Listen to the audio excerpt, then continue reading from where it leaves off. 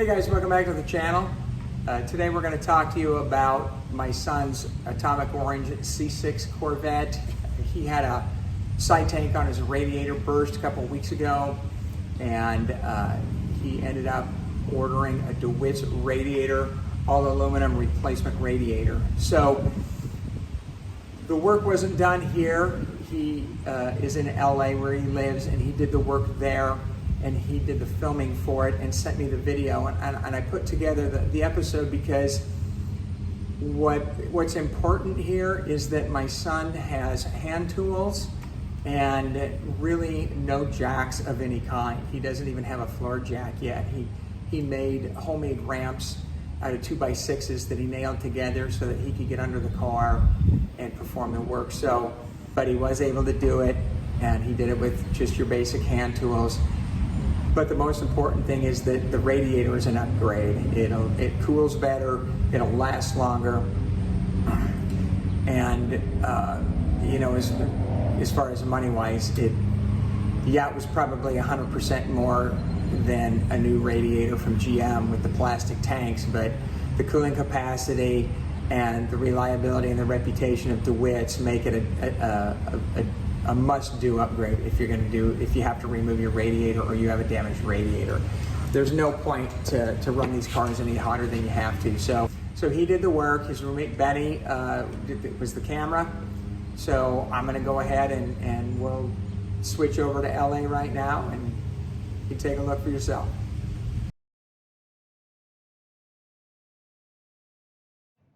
Hey all, so today I'm going to be putting a new radiator in my Corvette. Came out here the other day to go run some errands, and I saw a giant pool of coolant underneath. That's always fun. Pop the hood, and first thing I see is on my factory radiator, the plastic reservoir on the side had a giant 3-inch crack in it. So called up Chevy, saw how much it was going to cost to have them replace the radiator. Out here in LA at $170 an hour on labor. They quoted me $2,700 for parts and labor, which for $2,700, there's a million other things I'd rather be doing. So instead of slapping in another $200 factory plastic capped radiator, I decided to spend the money and get a aluminum DeWitt's radiator that I'm going to put in today. Okay, so I have the upper radiator mount off, and you can actually see right there bubbling out. That is where my radiator cracked. So I actually just started it to move it out of the garage to get a little light, so it's a little bit warm under there, but that's where you can see. All right, so hood's up. And the first thing you need to do to pull your radiator out is you gotta take off the air intake and this upper radiator mount brace. This is 2 bolts on passenger side and driver's side. I think they're 10 millimeter. And this is just push pins, pull out the mass airflow sensor, and then just a little worm gear right there that you can take off with a flathead. What I'm gonna do first is I'm gonna take the fan off of the back of the radiator. It'll make it much easier to get down there and get the trans-coolant lines off. So the fan actually just has 2 screws right here underneath the upper radiator hose that I'm gonna take off. On the other side of the radiator, right down here, is the other screw for the fan. I am not going to be taking the air conditioning condenser off. I don't want to have to deal with that. It does make it easier if you take it off just to get things out, but then you have to recharge your air conditioning system, and I don't want to do that. So I'm actually just going to slide the radiator over to the driver's side and up and out, and it should be fairly simple. So on that side, I got the upper radiator hose off. Over here, I got the hose to the T that goes to my overflow tank. I popped off the top of my trans coolant from right here, so I had better access to the fan plug, which was very difficult to get off. It was just really stiff, but I got the fan plug unplugged. So up next is right down here. There's one screw and there's another screw on the other side. All right, we got the fan off. A little difficult, but we managed to get it. Right up here was a little clip that holds wiring harness in, and then another one right here. So yeah, fan off, and for ease of install, I'm gonna take it and put it on the radiator already so that I can just drop it all in as one piece. It's gonna screw in right there. DeWitt already gave the hardware for it.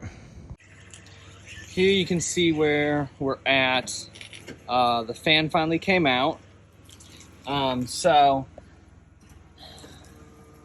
the hose, the reservoir, my upper transcoolant line, which I'm just kind of leaving right there for now just to keep it out of the way.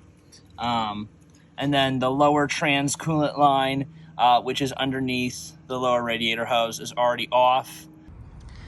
So all that's left now is to unhook right here. There's these little slats that the radiator slides into on the AC condenser. You can try to wiggle it free. I'm not going to reuse this radiator. It's garbage, it's cracked.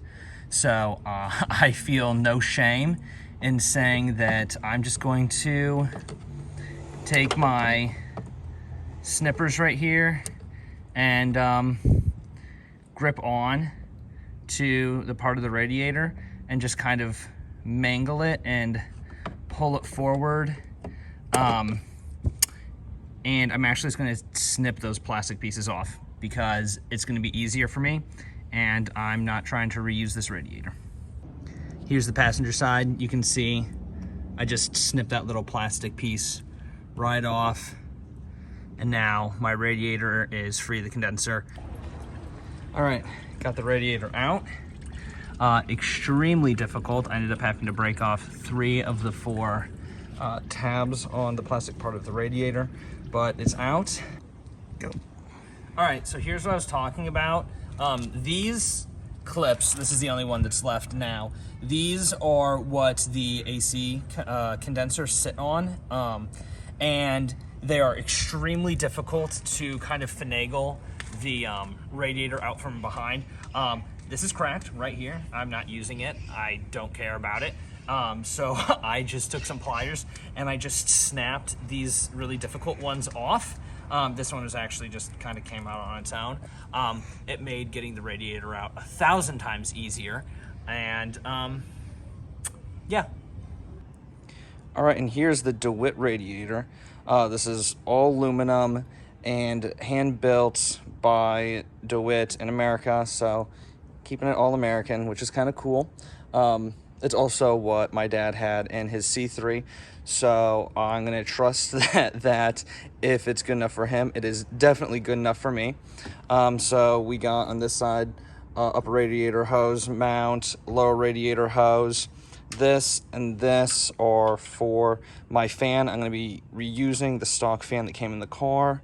DeWitt sells a full dual fan shroud that goes specifically for this radiator. Each of their radiators is built for each year and engine of car. But I'm just going to reuse mine. It's fine. I'm not tracking. I'm just, daily driving and taking out in the canyons to have some fun every so often. On this side, these are the GM quick releases for the automatic trans coolers. And so that's this right here. They come with the little quick release pin already in, which is nice. So when you're taking your radiator out, you don't accidentally lose it. Or if you do lose it, they already have them in there. We have the drain. And if you have a Z06 or an early year, 2005, 2006, I think, automatic Z51, it had built-in radiator engine oil cooling. I do not have that, so I just have this generic automatic C6 one. And I will reuse the rubber bushings off of my stock radiator. All right, so fan is on to the new radiator. Stainless steel hex screw, washer right there and there. And then there's just these little tabs that this slides into on the top and the bottom. All right, a few hours later, took all day. We got the radiator in. Almost everything is done. As I was reassembling everything, these 3 lines up here at the top have a plastic T-connector that pretty much just dissolved in my hand. I touched it and it just fell apart. So somehow, no auto shop around me has the size that I need. It is 3/8, 3/8, 3/8, and then this right here is a 1/4 inch. So overnighting one in, and we will get it all back in tomorrow and get it started and burp the system, and hopefully this nightmare is over. So right down here is the lower radiator hose, and this is the only place that I had a huge, massive issue with getting this new radiator in. The hose clamp won't clear over the nipple on the new inlet on the radiator. So what I ended up doing is I ended up getting a worm clamp and screwing it on. It was tedious, but it works. Got the car started. Underneath it right now, it's been running for about a minute or so. No leak. So looking in on the passenger side, don't have any leaks right here at the, don't have any leaks there. Don't see any other leaks down there for now. I definitely want to keep an eye on the transmission fluid. I'm going to run it through the gears up and down the street once I have the system good and cooled and fluids running back in it. Here we are on the driver's side. Not seeing any leaks yet, which is good. Again, this has just been on for a few minutes. That T right there, no leaks, that's good. I'm monitoring my temperatures right now. Granted, I'm just at standstill and the car's only been on for about 4 or 5 minutes. Oil temperature's getting up there. Check coolant level, yeah, I've been adding it, obviously. Coolant temperature starting to get up to about 200. Trans fluids at 80. Just want to keep a monitor on this.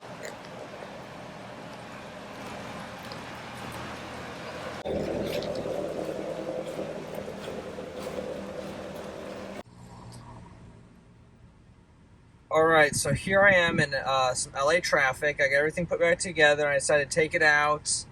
I'm sitting in traffic, idling at about 217 right now. But yeah, I'm sitting at about 220 idle. Yeah, so it's going pretty good right now.